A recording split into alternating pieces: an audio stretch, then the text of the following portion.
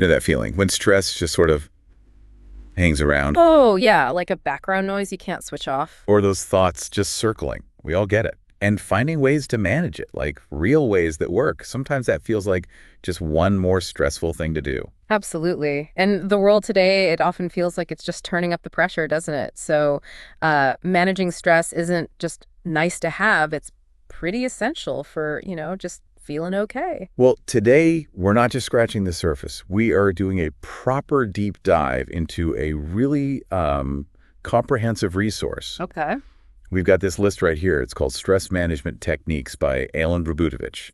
And it is detailed, seriously detailed, like 45 different techniques listed. Wow, 45. That really says something, doesn't it? About how complex stress is and, well, how many angles there are to tackle it from. Exactly. And, seeing that number, 45, it shows there's loads of options, but maybe it sounds a bit much, a bit overwhelming. Could be, yeah. Where do you even start? Right. So that's kind of our mission today. We want to navigate this big list with you. We'll try to group things together, see what the main categories are, Makes sense. and hopefully point out some methods that maybe aren't the usual suspects, things you might not have thought about. Consider this like a shortcut, maybe, a way to get a good handle on what's out there. Okay, I'm ready. Let's jump in. So where do we begin with these 45 techniques? Well, a logical place seems to be looking at how they affect us physically. There's a whole bunch here focused squarely on the body, on our physiology. Right, okay. The physical stuff. And yeah, looking here, lots of hands-on things like deep breathing. Seems basic, almost too basic sometimes. Maybe, but the source really emphasizes how it directly taps into our parasympathetic nervous system. That's the body's calm down system, right? Exactly. The rest and digest mode. It counters the fight or flight response. And it mentions specific ways to do it, like diaphragmatic breathing, belly breathing, or that 4-7-8 technique. You breathe in for 4, hold for 7, breathe out slowly for 8. Those techniques actively slow your heart rate, help clear your head a bit. It's kind of cool that we can consciously do that, Yeah. override the automatic stress response just with our breath. It's a powerful tool we carry with us all the time, often forget about it when things get tense. Just focusing on the breath can really anchor you. Then, no surprise, exercise is on the list. A classic for a reason. Yeah, and it's not just about fitness, is it? The source points out the endorphin release those feel-good chemicals and actually reducing cortisol levels. That's the main stress hormone. Right, and the knock-on effects for better sleep, just general well-being, they're huge. Does it mention if, certain types of exercise are better for cortisol? Or is it just moving in general? It doesn't get super specific on type or intensity, but it stresses consistency. Just regular activity, even moderate stuff, seems to build resilience over time. Okay, consistency is key. Got it. What else for the body? Progressive muscle relaxation, PMR. This is where you deliberately tense up different muscle groups, then release them. Seems a bit weird, tensing up to relax. That does sound counterintuitive, but it's really effective for becoming aware of where you're holding tension physically. You tense, and then you really feel the release, the letting go. So it's about noticing it first. Exactly. We often carry tension, like in our shoulders or jaw, without even realizing it. PMR makes you tune in. Makes sense. Then there's yoga. It mentions the combination, right? The postures, the breathing, and the meditation aspect. It's that integration. It's not just stretching. It's connecting mind and body, finding that calm. The breath focus seems key in yoga, too. Absolutely. It's like the bridge between the physical movement and your inner state. Helps find balance. Okay, now this one sounds interesting. Biofeedback, Ah. using sensors to monitor things like heart rate or muscle tension. And then you learn to control them. Yeah, it's like getting live data on your body's stress signals. You can see, maybe on a screen, how your heart rate changes when you use a relaxation technique. So it makes it tangible, not just hoping you're relaxing, but actually seeing the effect. Exactly. It can be really empowering. It shows you that you can influence your own physiology. It often tracks heart rate variability, those tiny beat-to-beat changes, or even skin conductance. Sweat levels, basically. Fascinating. Okay, moving to more sensory things. Saunas, heat therapy. Right. The source mentions improved circulation, endorphin release, basically physical relaxation from the warmth. Reduces muscle tension. And it says it can even be sort of meditative, just sitting in the quiet heat. Yeah, that warmth is soothing, and it's enforced quiet time, isn't it? A break from all the noise and input. Now, martial arts. Maybe not the first thing people think of for stress relief. Perhaps not, but it makes sense when you think about it. It mentions karate and katas specifically. It's that combo of physical exertion and intense mental focus.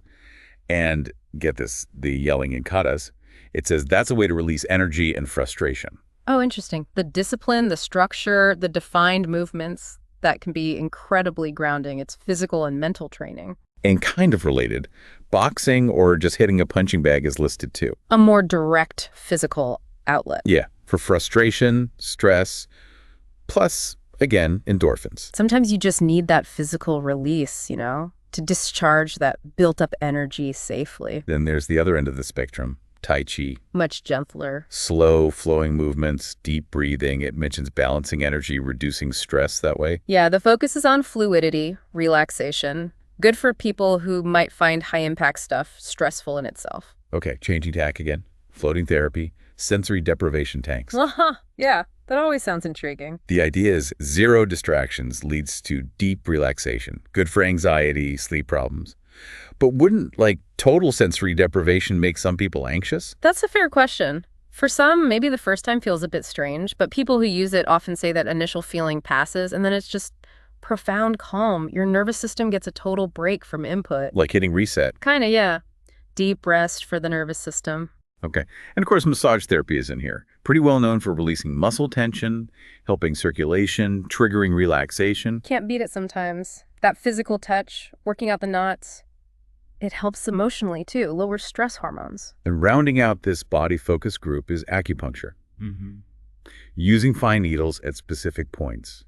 The idea is balancing energy flow, promoting relaxation. Yeah, traditional Chinese medicine talks about stimulating points along energy pathways, or meridians. Western science is still figuring out the exact mechanisms, but many people find it really helps with stress and overall well-being. Right, so that's a really good look at the body-centric techniques. Loads there. Definitely. But stress isn't just physical, is it? The mind, our emotions, they're just as important. Absolutely. So let's shift focus to that category, techniques for the mind and emotions. Okay. This is about managing our thoughts, our feelings, the internal landscape. And number 1 here pretty much is meditation. A big one. Described as sitting quietly, focusing the mind. It mentions different types, mantra, transcendental, guided visualizations. All aiming to quiet that internal chatter, yeah.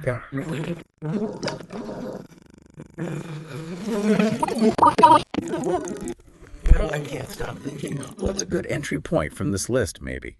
That's super common. Guided meditations can be great for beginners. Having a voice to follow makes it easier than just trying to blank your mind. Okay. Or even just focusing on the breath, like we talked about earlier, or body sensations.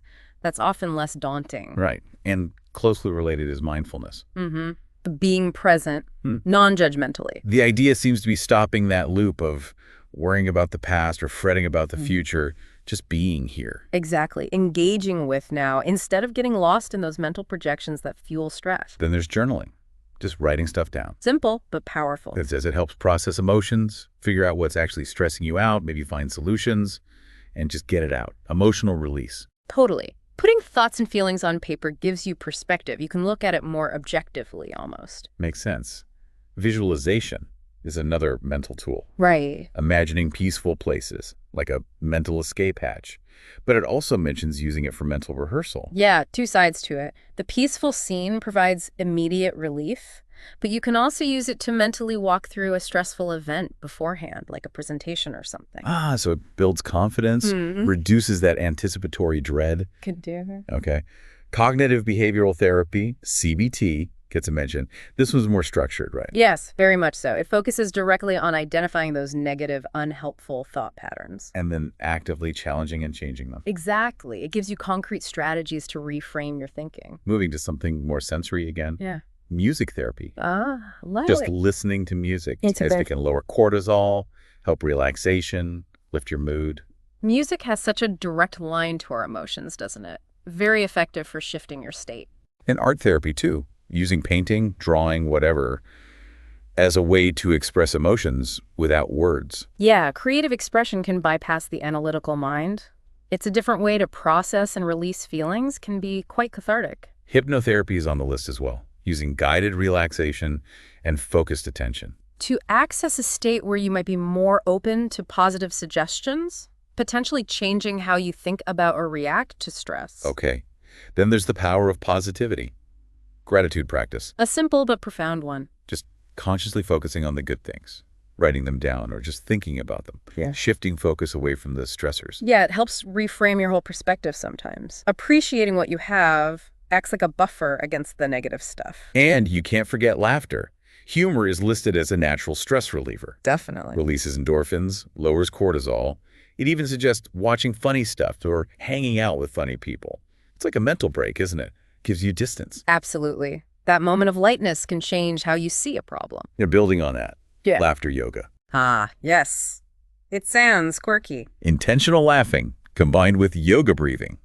Apparently, it's a great way to release tension and just feel better. It's about actively generating those positive physical and mental states associated with laughter, even if you don't feel like it initially, often done in groups, too. Interesting. And finally, in this emotional category, crying. Right, letting it out. The source says it's a natural way the body releases pent-up emotional stress, even lowers stress hormones. It's okay to cry. It really is. It's a healthy way to process difficult feelings. Bottling things up just adds to the stress load over time. Good reminder. Okay, so we've covered body, mind, emotions. What's next? Lifestyle and environment. Exactly. Our daily routines, our surroundings, they play a huge role. This category has lots of practical, everyday adjustments. First up, time management. Maybe it doesn't sound like stress relief directly. But it really is. Feeling overwhelmed by tasks is a major stressor. So getting organized, setting priorities, not procrastinating, that reduces the overwhelm. It mentions the Pomodoro technique. Yeah, breaking work into focused chunks with short breaks. It helps maintain focus and prevent burnout. Feeling in control of your time is a big stress reducer. Makes total sense. Then social support. Hugely important. Absolutely vital. Talking to friends, family, loved ones. Getting that emotional backup, a different perspective, just knowing you're not alone. That connection is a massive buffer against stress. Understanding, support, it makes a real difference. Aromatherapy is here too. Essential oils like lavender, chamomile. Calming scents, you can use diffusers, put a drop on a tissue, add them to a bath. They trigger relaxation through smell, right? Go straight to the emotion centers in the brain. That's the idea, yeah. The limbic system. And just general self-care activities, simple things. Like reading a book, taking a bath, watching a movie, whatever recharges you. Pampering yourself a bit. Yeah. It's not selfish, it's necessary. Exactly. It's about replenishing your energy, preventing burnout, essential maintenance. Getting out in nature, walks, hikes. It's so good for stress. The calming effect of nature is well documented, lowers blood pressure, lifts mood. Plus you get the exercise benefit too. Win-win. Even just a short walk in a park can help. Mindful eating gets a mention. Paying attention to your food, your body's cues. Reduces stress around eating, helps build a healthier relationship with food, less guilt, less mindless eating. Okay. And then sleep hygiene. Crucial. Absolutely fundamental. Can't cope well with stress if you're sleep deprived. Creating a good bedtime routine, making your bedroom sleep-friendly. But lots of people struggle with sleep because they're stressed. Which of these other techniques might help specifically with that? Good question. Several could tie in. Deep breathing before bed is great for calming the nervous system. Right. Obviously, limiting caffeine and alcohol, which is also on the list here. That's huge for sleep. Yeah, the source definitely warns about those. They can make anxiety worse and mess up sleep, even if they feel like they help short-term. Exactly. And that relaxing bedtime routine could incorporate things like aromatherapy, maybe a warm bath, signaling to your body it's time to wind down. Even mindful eating earlier helps avoid discomfort at night.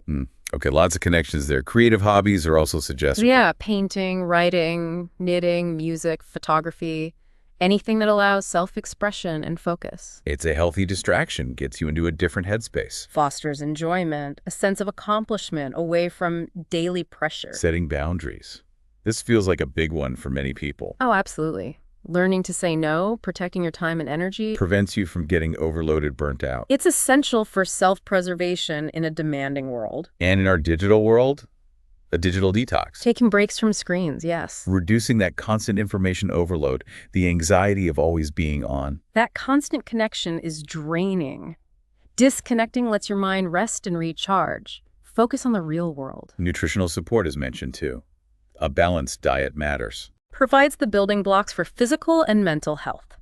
Omega-3s, antioxidants are highlighted as potentially helpful for stress resilience. And then supplements are touched on. Adaptogens like ashwagandha, magnesium, rhodiola. Things thought to help balance stress hormones, but the key point here is they should be part of a bigger picture, right? Yeah, definitely emphasize use them with other techniques, not instead of them. Right, they're support, not the whole solution. And for animal lovers, pet therapy, or just having pets around. The companionship, the affection, incredibly therapeutic, reduces loneliness, lowers stress. That unconditional love is pretty special. And finally, in this lifestyle section, chiropractic care. For addressing physical stress, spinal alignment, muscle tension. The idea being that reducing physical stress can improve overall well-being and maybe lessen the body's stress response. It contributes to feeling better physically, which can definitely impact stress levels. Wow. Okay, that is an incredibly wide range of things we can do, from our bodies, our minds, our daily lives. It really covers a lot of ground. And there's just one more category the source mentions, which feels important not to miss. Which is? Seeking external support. Ah, yes. Knowing when to reach out for help. That's crucial. Absolutely. The source points out that therapists, counselors, coaches, they can offer professional support, tailored tools, resources, coping strategies for your specific situation. It's not a sign of weakness to seek help. It's a sign of strength and self-awareness, especially if stress feels chronic or just too much to handle alone. Totally agree. So looking back at all, 45 techniques, it's kind of amazing how many options there are. It really is. And a really vital point the source makes, which we should probably underline, is that what works brilliantly for one person might not click for someone else. Exactly. It's all about experimenting, finding your personal toolkit. Yeah, you've got to try things out, see what resonates with you, your personality, your lifestyle. Take an active role in figuring out what helps you best. And the other big takeaway seems to be, don't just pick one thing and hope for the best. Right. Combining different approaches is often much more effective. Building a more comprehensive plan that tackles stress from different angles, physical, mental, lifestyle. That multifaceted approach tends to be more sustainable and have a bigger impact overall. Well, you have definitely just had a comprehensive tour through this massive list of stress management techniques. I mean, from using your own breath to, well, even allowing yourself a good cry. The landscape of options is huge. It really is vast. We hope this deep dive has shown you not just how many possibilities there are, but maybe sparked some curiosity about trying something specific that caught your attention. Yeah, hopefully it feels empowering knowing there are so many potential paths to feeling better and managing stress more effectively. So here's a thought to leave you with. Considering this incredibly extensive list we've just explored, what is one small, actionable change that you could realistically implement today to more proactively manage your stress? Just one small thing to start with. Exactly. And then what might be the cumulative effect of that single consistent change over time? It's definitely something to mull over. Even just adding one or two things to your routine can make a surprisingly big difference down the line. Here's to finding those strategies that help you navigate everything with, hopefully, a bit more ease and well-being.